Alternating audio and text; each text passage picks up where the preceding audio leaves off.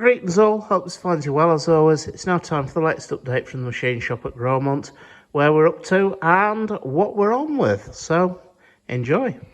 Right, and here's another job Brian's very quickly on with. These are these wagon pins that I showed the other week that I was working out the material for. Well, materials arrived, and so Brian's busily making them. He's going to make a batch of a dozen initially, that's what we reckon a single wagon uses, and then once they've said, yeah, we're happy, all the rest of it, then he'll carry on and make the rest of the batch. So that's a little job that we're busily getting on with.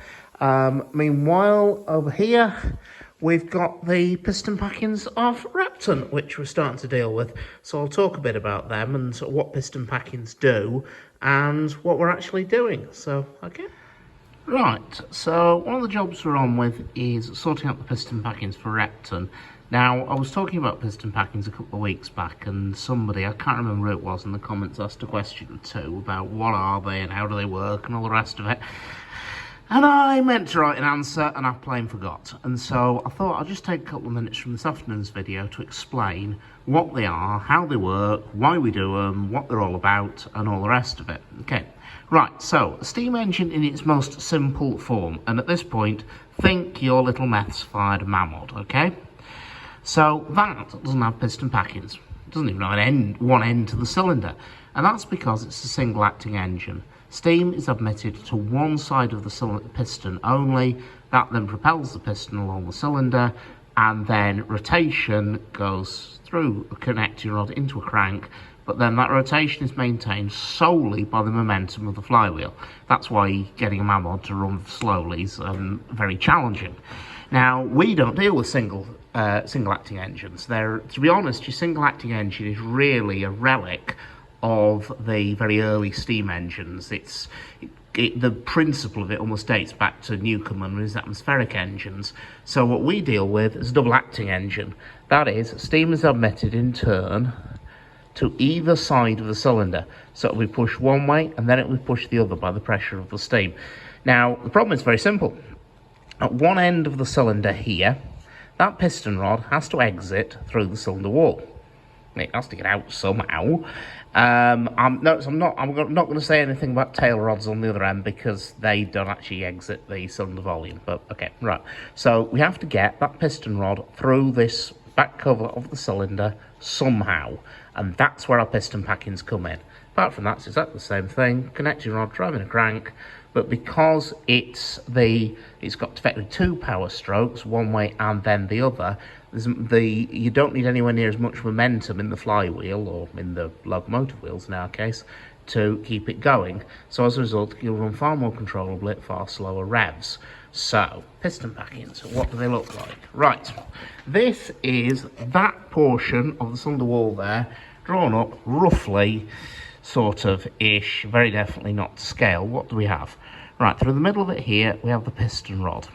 We have the back cover here with a stuffing box, and then there's a plate goes over the back of the stuffing box, which is usually secured with a couple of large nuts and bolts. Okay. Now, what we have is we have the piston rod here, and then we have the piston packings here. 1, 2, 3. Now, what they do is they close up very tightly around the piston rod and sit onto the back cover here. Okay.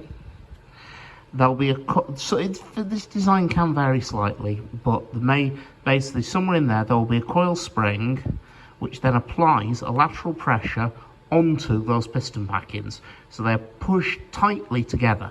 So these joints here and here and here and here and here and here close up completely. Now you'll notice that the piston packings aren't a tight fit into the stuffing box. They don't need to be, because steam, if it exits it'll exit through the back cover here, but the only way it can escape to atmosphere is along the side of the piston rod here, and then vent into atmosphere here, because this joint here is sealed with foliac, that joint there is sealed with foliac, so this void filling with steam at cylinder pressure doesn't actually matter, can't get out. So all that matters is that it cannot get through the gap between the piston packing and the cylinder, and so that's where they sit, and that's the very simple how they work. Now, it's a bit more complicated than that, I will be honest. I've left an awful lot of details out of this because some piston packings, especially the LMS2 part, you only have 2 of them in there. Some you have 3. The 3-part packings usually sit in a cup to hold them together, but that's the basic principle of their operation, and that's the rough idea of why we have them and what they do. Okay, so let's go. Here is a full set of piston packings for Repton. They're 3-cylinder engine, so there's 3 sets here. We have the left-hand side, we have the middle, and we have the right-hand side. And so each of these, you've got your 3, they're sorted into 3s. I'll explain why in a minute, because each of those will then assemble into a ring with a bit of jiggling, like so. Okay, to hold them tight onto the piston rod, there'll be a garter spring goes around the outside of here. Okay, and the last job to do, which I'll be doing tomorrow, is that this diameter here needs boring to be an exact fit onto the piston rod.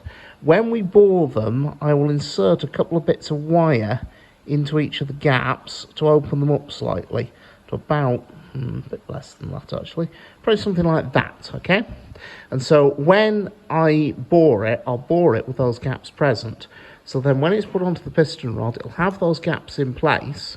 The garter spring will hold it tight, but those gaps also allow the piston packing here to wear slightly and close up. Compare this to the regapping I was doing the other week. It's exactly the same idea, except from here we're starting with new packings, whereas last week we were starting with older packings, which were going to be reused effectively. And so 3 of these sets will be sandwiched together, one on top of the other. Each of them sits in a cup, and that's a peculiarity to Southern engines, don't ask me why. And so that will form one sort of set of 3 for each of the piston rods. Now, the one job I have been doing is, if you look closely at them, you can see a couple of little stampings on them. There's a number on the ends. You can see there's a number 1, and that's a number 3. And you will also see in the middle of them, there's 2 letters. Those are to tell me, well, the letters are to tell me which piston packing it is. So that's the left-hand piston, middle packing. Okay, there'll be a front packing and a rear packing as well. Now the numbers are to be the order in which they're to be assembled. Because these were individually handmade, these splits, I cannot guarantee, are absolutely identical. They won't be. So what you do is very simple. You stamp up either side of the split to the same number. So you'll see there's a letter 1 on there, and there's a letter, if I can get to focus, there's a letter 1 on there. So when you're assembling them, you simply put like with like, and you know it'll assemble correctly. Okay, so the next job is to get some measurements of the piston rods and bore those to finished size, and they're done. Okay, right, so this is us setting up the piston packings to bore them to size. First thing we do is we take the unmachined packing, as we saw it last week, set it up in the 3-jaw chuck, but you'll see there's a little piece of 16th brazing wire trapped between them there, and there. That's to give the gap between the segments. I've spoken about this gap before. It's to give the piston packing, as it wears, a means of closing up so it can remain tight on the piston rod. And so we'll machine them, bore this centre bore out to finish size with these bits of wire trapped in there. So that gives us the clearance. And then here's one we've done earlier. So this one is now bored out to finish size. It just needs deburring because there's a bit of a rag on the edge there. And then that one is now ready to go. It's a bit of a slow and tedious job because, as I said, each piston rod has 3 sets of packings, and so we're only 1 set into it. That's number 2 in there. There's still a few more to go. So anyway, that's how you do it. Right, and then finally, we've got Barry, who's, well, he's currently on holiday, actually. He's allowed that. He's done very well.